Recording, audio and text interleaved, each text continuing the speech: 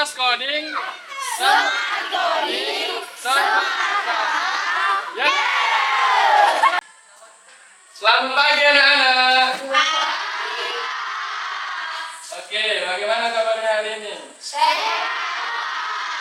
Satu nusa, satu bangsa, satu rasa kita. Marilah kita berdoa menurut agama dan kepercayaan masing-masing. Doa yang saya bawakan adalah doa Kristen Protestan. Doa dimulai. Tuhan Allah Bapa kami yang berkata tinggi dalam kerajaan surga, segala puji dan syukur kami panjatkan ya Bapa atas kasih ini dan pada pagi hari ini ya Bapa. Tujuan kalian datang ke sekolah itu sebenarnya apa ini? Belajar yang menuntut ilmu, ya. Nah, tetapi bukan itu saja sebenarnya yang harus kamu tahu kalau kamu datang ke sekolah. Zaman sekarang yang seperti kamu tahu, ya kan? Di HP kamu itu sekarang semua pelajaran ada, ya kan? Semua informasi ada. Tetapi kenapa harus tetap datang ke sekolah? Karena di sekolah ada yang satu namanya guru. Kalau di HP tidak ada guru, ya kan? Bisa kita salah arah, salah jalur, ya kan? Kalau kita tidak terbimbing. Materi kita hari ini, ya, konsep berpikir komputasional. Apakah sudah pernah dengar ini? Sudah. Sudah pernah dipelajari? Sudah. Nah, oke. Kalau sudah, kira-kira dalam kehidupan sehari-hari ini kamu gunakan dalam apa? Pekerjaan rumah. Bagaimana contoh pekerjaan rumahnya? Contohnya saat memasak air, tes, dan mencuci piring. Coba jelaskan dulu nak. Kira-kira dari membuat tes itu, gimana cara kita berpikir komputasional? Pertama-tama Pak, kita masak airnya. Sebelum menunggu airnya masak, kita mencuci piringnya dahulu. Nah, berarti di sana ada apa? Ada berpikir komputasional menggunakan apa? Langkah-langkah, ya. Nah, benar sekali. Tepuk tangan untuk Oke, sekarang coba perhatikan ke depan. Ya, bisa kalian ini apa? Coba, apa ini kira-kira? Labirin. Siapa yang pernah melihat ini langsung di dunia nyata? Belum ya? Nah, biasa kamu masih lihatnya di video, di TV, dan di HP, ya kan? Apa tujuannya bermain labirin ini? Mengasah otak. Untuk mengasah otak. Jika, ya, kalau kamu yang terjebak ke dalam situ, kira-kira kamu ingin tinggal di sana atau ingin keluar? Bayangkan kamu terjebak di labirin tersebut. Bagaimana cara kamu keluar dari labirin itu? Apa langkah-langkah yang akan kamu lakukan biar bisa keluar dari labirin itu? Coba, siapa yang ingin memberi pendapatnya? Gak usah dulu jalurnya, tapi langkah apa? Ketika kamu di labirin, apa yang pertama kali yang harus kamu lakukan? Apakah berdiam saja atau apa? Coba, ya. Berpikir untuk keluar. Oke. Nah, jadi hari ini, ya. Nah, sebelum kita mulai pembelajaran kita nanti, ini kita harus tahu dulu tujuan pembelajarannya. Oke, coba kita baca bersama. 1, 2, 3. Tujuan pembelajaran peserta diharapkan konsep berpikir komputasional atau dekomposisi, pengenalan pola, abstraksi, dan algoritma untuk menyelesaikan tantangan labirin di aplikasi Dokri. Oke, ya. Jadi hari ini pelajaran kita ini tujuannya adalah ini, ya. Biar kamu bisa berpikir komputasional, ya. Komputasional itu berpikir ada 4 langkah, ya. Ada namanya dekomposisi, pengenalan pola, abstraksi, dan Algoritma. tapi sekarang Bapak tidak akan bahas itu. Nanti Bapak bahas di akhir. Jadi kamu kerja dulu, kamu cari tahu sendiri dulu. Nanti kalau kurang tepat baru Bapak kasih kesimpulannya atau penguatannya, ya. Nah, ini rencana kegiatan kita hari ini, ya. Jadi hari ini yang pertama nanti kita diskusi kelompok. Kemudian di sini ada penilaian apa saja yang kita buat hari ini. Jadi Bapak hari ini akan menilai kalian 3 hal, ya. Pertama kognitif, kemudian afektif, sikap ya, lalu yang kemudian psikomotorik, keterampilan ya.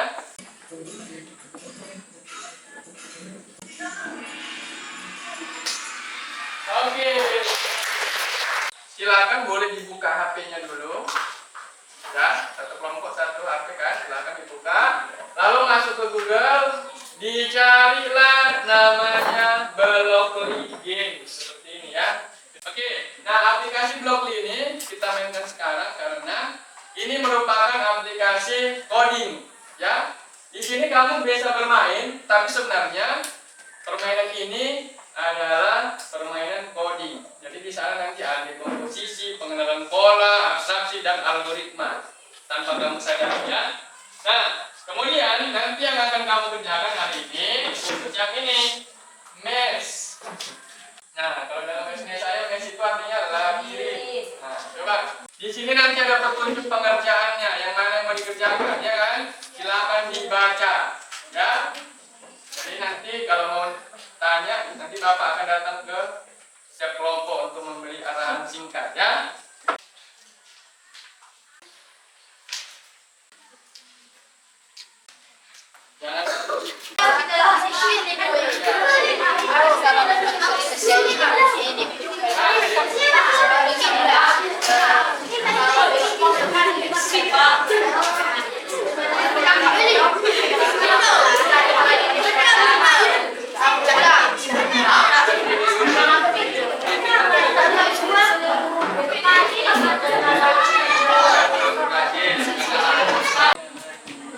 Jalankan. Kalau sudah misalnya kalian susun dia kesampingkan, kan kalian susun dia ke bawah kan?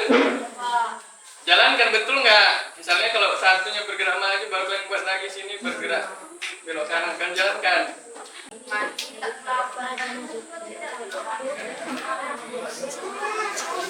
Iya, jadi ini.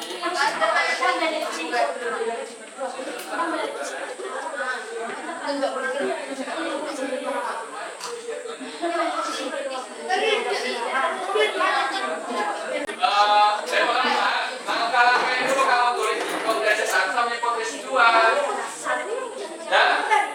Jangan dulu dimainkan gamenya, baru kalian coba bikinnya, gitu maksudnya. Hipotesis 1 itu Enggak, boleh berlomba semuanya itu.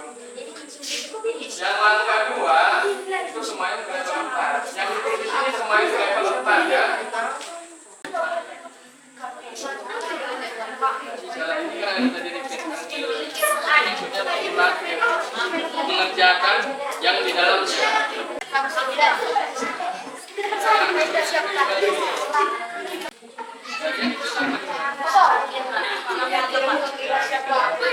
Burung inilah di sini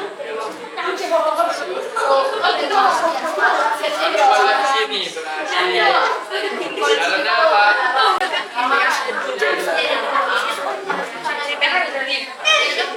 Oke anak-anak, apakah sudah selesai tugas kelompoknya? Oke, baik. Nah, jadi setelah kamu tadi mengerjakan tugas kelompoknya dengan titik, maka sekaranglah saatnya kamu akan mempresentasikan hasil diskusi kalian ya. Nah, oleh sebab itu di sini Bapak kita buat dulu siapa kelompok yang akan maju. Ada 2 kelompok tadi saya bilang kan. Jadi kita buat secara acak ya. Nah, siap-siap siapa kelompok yang terpilih. Untuk kelompok yang tampil pertama.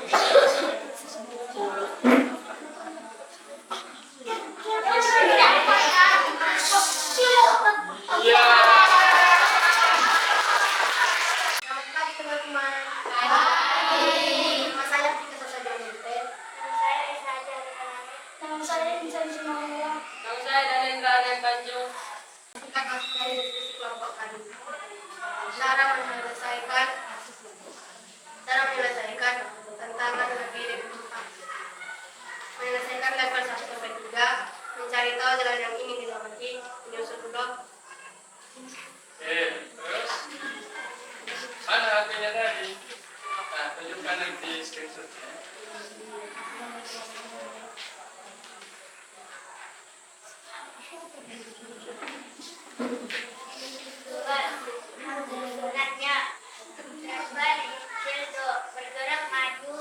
kiri, bergerak, maju, belok kanan. Nah, tunjukkan itu pertanyaan nomor 2 kan? Tunjukkan dulu gambarnya. Nah, coba kelompok lain lihat apakah sama dengan punya kalian? Sama? Ada yang berbeda? Ada yang berbeda kira-kira? Tidak ya? Oke. Lanjut. Tidak, cara mengatasinya mencoba terus-menerus. Ya, lanjut. 4. Berpikir secara algoritma agar dapat menyelesaikan labirin dengan mudah. Sekian dari kelompok kami. Terima kasih. Oke, tepuk tangan dulu. Jadi, sebelum kembali ke bangkunya, coba dulu ya. Berikan dulu pertanyaan untuk kelompok 4. Satu pertanyaannya. Apa yang kira-kira yang bisa memberi pertanyaan? Ada? Yang dari yang dibacakan mereka tadi? Ada yang kira-kira kurang pas menurut kalian? Coba ditanyakan dulu. Nah, tolong aja. Ayo cepat. Siapa dulu yang dia? Nah, lagi dari kelompok. Berdiri dulu. Kasih tahu nama dari kelompok mana kan pertanyaan. Saya Dwi Aprilio Siladani dari kelompok 5. Apa itu berpikir komputasional? Oke, silakan dijawab dari kelompok 4. Siapa yang bisa menjawab? Bisa? Siapa aja? Kalau nggak tahu, silakan tambah cepat. Kalau tahu, nggak tahu. Ya. Siapa yang duluan dan tahu bilang aja. Ya. Jadi kalau dari kelompok ini nggak ada yang bisa, di kelompok yang lain menjawab, ya? Boleh. Bisa? Kelompok ini? Ya, silakan. Logis. Oke, bisa diterima? Pas itu menurutmu? Oke, ada tambahan dari temannya yang lain yang menambahkan? Apakah sudah betul tadi jawabannya? Atau ada yang mau menambahkan jawaban dari kelompok 4? Tambahkan kalau kurang. Ayo, Ferdinand. Ya, boleh. Silakan berdiri.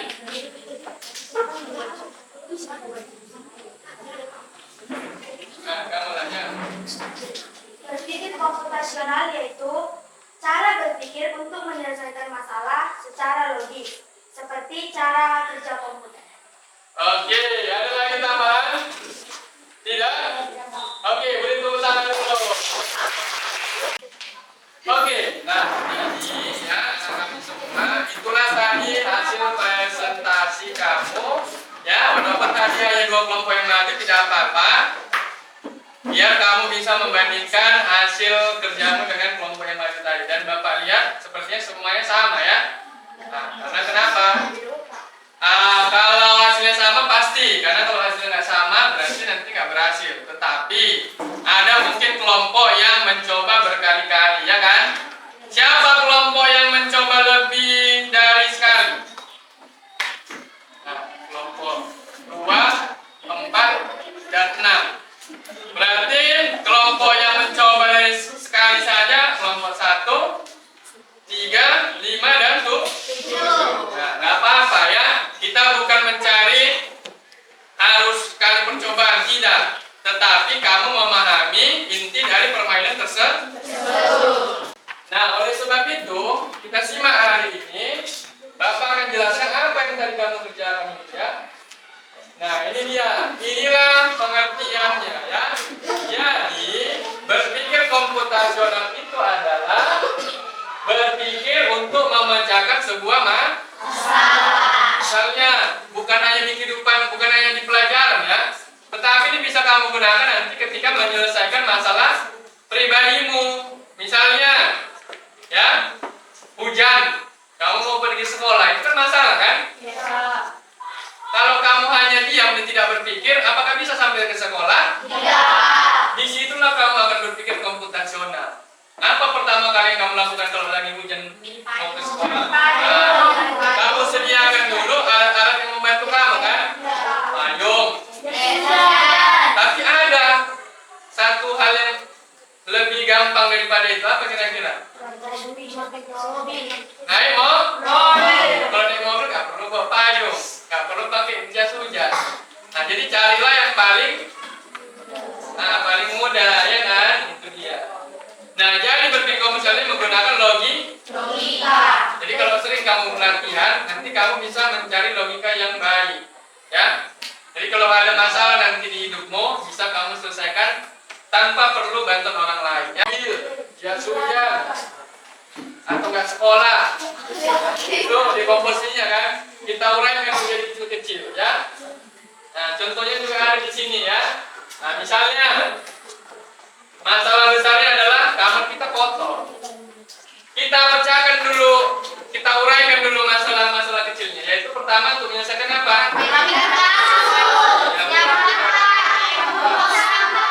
Masak nasi langsung dituang. Mau di mana dituang? Kan gelasnya belum ada. Nah, jadi maksudnya itu urutannya tidak boleh harus berurusan. Itu yang algoritma maksudnya, ya. Ini ada contohnya juga di sini. Contohnya membuat kue, ya. Nah, langkah-langkahnya membuat kue itu kan ada kan? Harus ini. Kalau salah biasanya bagaimana? Gagal kan? Masak itu juga begitu, ya. Kalau salah kita cara memasaknya, ya. Nah, itu bisa hasilnya tidak sesuai. Oke, kesimpulan, ya. Sebelum masuk yang di depan, coba siapa yang bisa menyimpulkan? Menurut pendapatnya aja lah. Dari yang sudah kamu pelajari lah. Dari game lari ini itulah kira-kira apa yang kamu dapatkan dari sini? Apa kesimpulan? Ada yang bisa kasih pendapatnya? Singkat aja, nggak apa-apa, ya. Oke, nah, silakan. Berpikir komputasional untuk menyelesaikan masalah atau labirin yang kita selesaikan. Oke, tepuk tangan dulu. Datang lagi, yang mau? Oke, Belanda, silakan. Kita harus berpikir komputasional karena dengan berpikir komputasional kita bisa menyelesaikan suatu masalah dalam kehidupan sehari-hari. Oke, baik. Tujuannya untuk kehidupan sehari-hari. Nah, ini Bapak juga membuat kesimpulan, ya. Jadi kesimpulannya untuk hari ini yaitu dengan menyelesaikan game labirin, ya. Artinya kamu berpikir komputasional, di mana tadi yang sama-sama dibilang temanmu. Kita tujuannya untuk memecahkan sebuah masalah. Labirin itu kan tadi masalah kan?